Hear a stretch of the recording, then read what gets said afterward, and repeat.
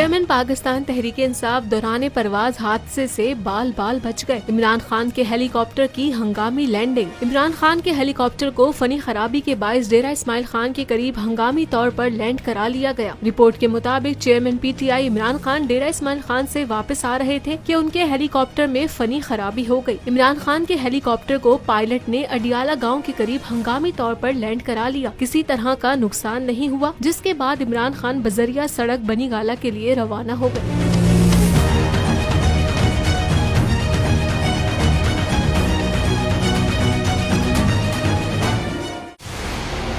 मंजिल, रास्ता, जज्बा,